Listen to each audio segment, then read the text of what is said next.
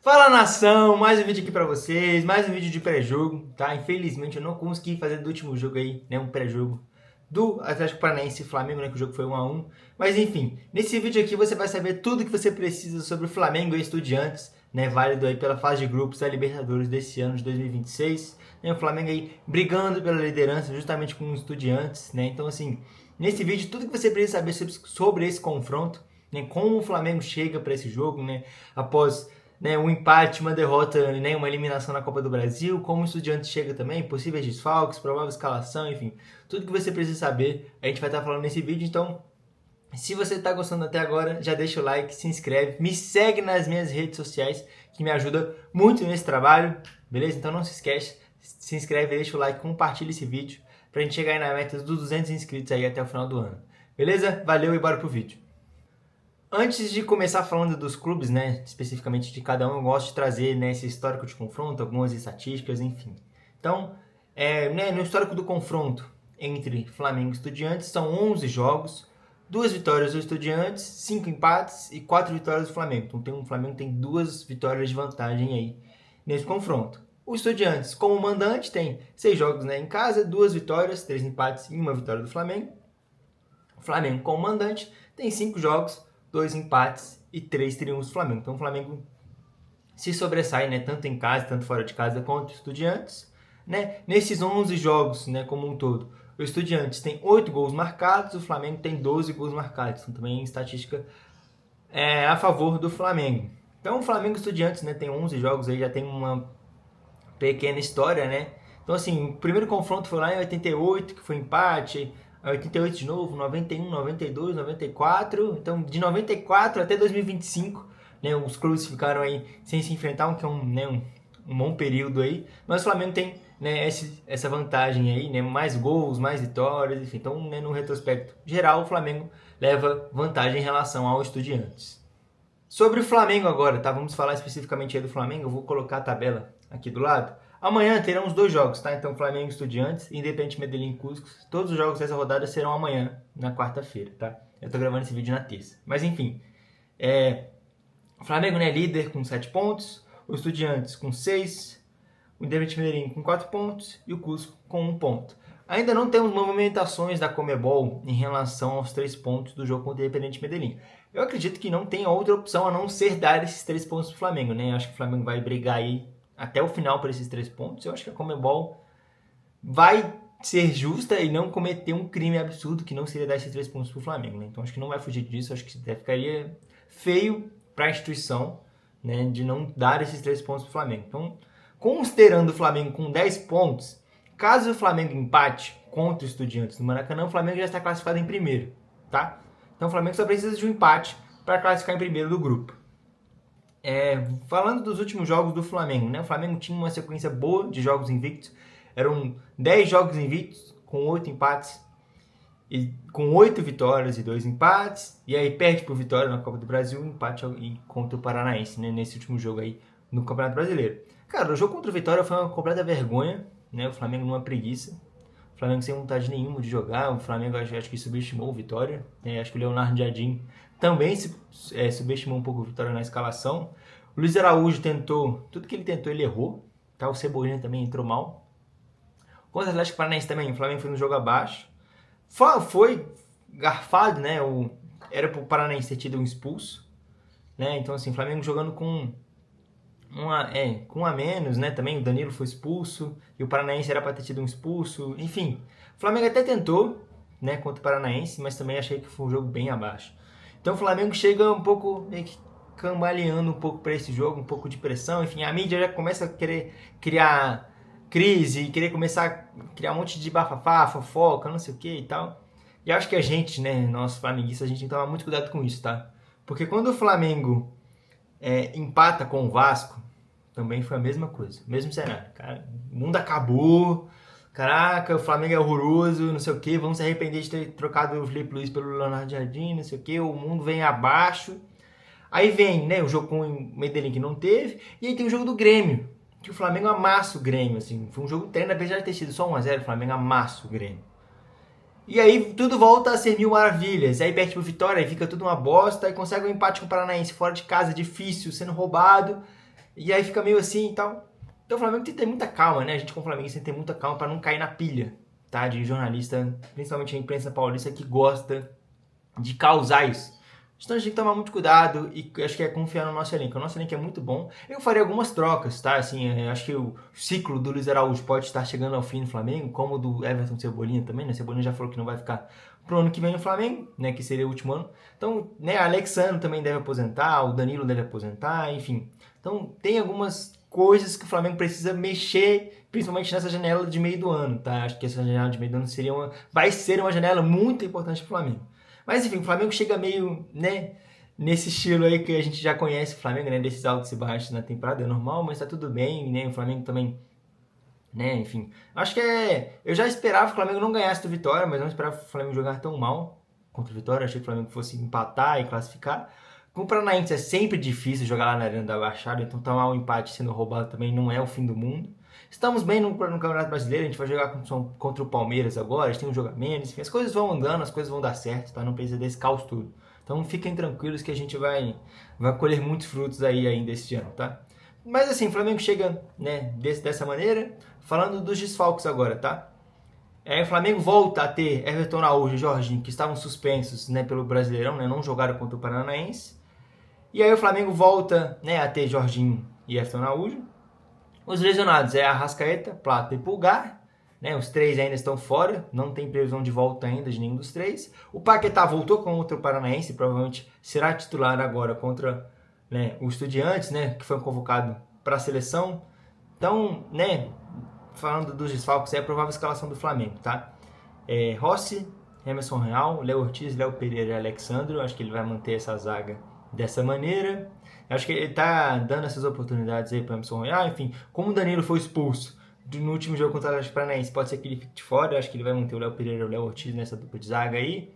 O meio, Everton Araújo e Jorginho, né, voltando aí, tá? Para esse meio de campo. E Lucas Paquetá, também voltando pelo Flamengo na Libertadores. Carrascal, Pedro e Samuel Lino. Carrascal até que deu uma certa melhorada.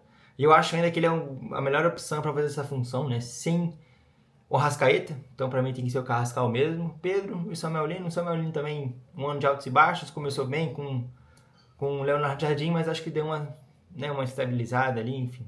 O Pedro, acho que poderia ter aparecido mais contra o Paranaense. Perdeu um gol ali. Mas conseguiu fazer um gol. Acho que o Santos, né, o goleiro do Paranaense, deu uma ajudada. Mas, enfim, o Pedro vem muito bem nessa temporada. Não tenho o que reclamar. Tá? Mas acho que a escalação é essa. Rossi, Everson Real, Léo Ortiz, Léo Pereira, Alexandre, Everton Araújo, Jorginho, Paquetá. E para finalizar o trio de ataque, Carrascal, Pedro e Samuel Lino. Pode ser também que ele coloque o Bruno Henrique, tá? No lugar do Pedro, que é muito comum. Dificilmente o Pedro começa os jogos da Libertadores, tá? Mas assim, por esse último jogo do Bruno Henrique, eu acho que ele não conseguiu desenvolver bem com o Paranaense, eu vou chutar o Pedro, tá? Mas também existe uma grande possibilidade dele manter o Bruno Henrique, que é o que normalmente ele faz. Mas meu palpite vai ser ao contrário. Vamos ver como é que vai ser. Agora falando do Estudiantes, o Estudiantes também vem pressionado para esse jogo, né? Foi eliminado no Campeonato Argentino pelo Racing, né? Caiu nas oitavas de final, perdeu o jogo por 1-0 para o Racing. Então o Estudiantes vem precisando, né, meio que se consertar, né, meio que fazer as pazes com a sua torcida e também não tem a classificação garantida, né, na Libertadores, porque o Independiente Medellín tem 4 pontos e já pega o eliminado do Cusco. Então assim, o Independiente Medellín ganhando do Cusco tem uma grande chance de passar o Estudiantes caso o Estudiantes perca. Então o Estudiantes vem com uma pressão de precisar vencer a Libertadores para meio que cravar a sua vaga e também, né, vem de uma derrota no Campeonato Argentino sendo eliminado. Tá? Já o Estudiantes vem com 2 desfalques, tá? 2 machucados, que é o Arrasamendia e o Burgos, tá? Os dois não estarão em disposições do Estudiantes, tá? E aí os argentinos devem formar o time com Muslera no gol, Mancuso, Pires, Palacios e Nunes, e Gabriel Neves, né? Fechando a zaga. No meio de campo, Amondarim e Piove, né? E o trio de ataque, Farias, Carrillo e Cetré. Tá, normalmente é essa base de escalação que o Estudiantes vem nesse ano aí. Beleza? Então o Estudiantes vem com 2 desfalques, vem com pressão de precisar vencer também, então o Flamengo tem que entrar muito ligado. Né? O Flamengo passou dificuldades no jogo lá, na Argentina, né? Acabou que o jogo acabou 1-1. Então, assim, o Flamengo tem que entrar muito ligado, ainda mais no Maracanã. O Flamengo só precisa de um empate para garantir a classificação em primeiro. Então, assim, é o Flamengo vencer, tá? Para mim, o Flamengo tem que vencer e pensar também em ter a melhor classificação, tá? No geral, porque isso influencia no mata-mata. Então, se o Flamengo, por exemplo, né? Vamos dar um exemplo aqui. Se o Flamengo pega vamos supor que o Independente Medellín classifique com 7 pontos no nosso grupo. Vamos supor que o Flamengo pega o Independente Medellín. O Flamengo termina, né, vamos supor, a Libertadores com 16 e o Independente Medellín com 7. Então o Flamengo vai jogar o jogo de volta em casa. Né? Eu prefiro jogar o jogo de volta em casa, né? O jogo de ida fora, o jogo de volta em casa, né? Pra gente resolver a situação em casa. Então o Flamengo, para mim, tem que vencer esse jogo ainda mais em casa e para brigar e para estar entre os melhores colocados, né? De terem a melhor campanha no geral, que eu acho que isso influencia demais, né? Os últimos anos aí o Flamengo sempre passou em segundo, perrengue difícil, né? Então assim, o Flamengo tendo uma boa campanha, né, entre os tops ali no geral, vai facilitar muito, né, durante o mata-mata. Só fazendo um adendo aqui, né? Acho que provavelmente vocês vão lembrar, mas ano passado mesmo, a gente teve que definir nos pênaltis fora de casa, lá contra o Estudiantes na Argentina, que foi um jogo dificílimo, e na semifinal também contra o Racing, fora de casa, que foi um jogo dificílimo também. Então, assim, se a gente pudesse resolver esses jogos em casa, né, na minha opinião, seria bem mais fácil. Então, né, aquele jogo contra o Racing foi um jogo difícil também, contra os Estudiantes, né, que foi disputa de pênalti e tal, foi difícil também. Então, assim, o Flamengo passando sufoco e tal. Então, o Flamengo ganhando esse jogo contra os Estudiantes, eu acho que vai diminuir um pouco esses perrengues durante aí né, o mata-mata. Encaminhando aí para o fim do vídeo, né, eu vou dar o meu palpite. Eu já fiz uma breve leitura aí, né, no decorrer do vídeo aí. Eu acho que o Flamengo tem que ganhar esse jogo, né? Eu acho que não é um jogo, né? Os Estudiantes têm um elenco parrudo, um elenco que sabe jogar, né? Tanto que a gente não conseguiu vencer eles lá na Argentina, foi um jogo chato.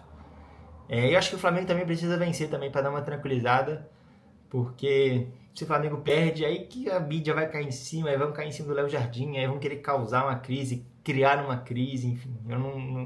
Eu prefiro evitar isso ao máximo, tá? Para que não mexa com os flamenguistas e também não mexa com o elenco do Flamengo, né? Começar esse caos todo que a gente já conhece, né? 2023, né? Pegando um exemplo mais recente, tá aí pra isso.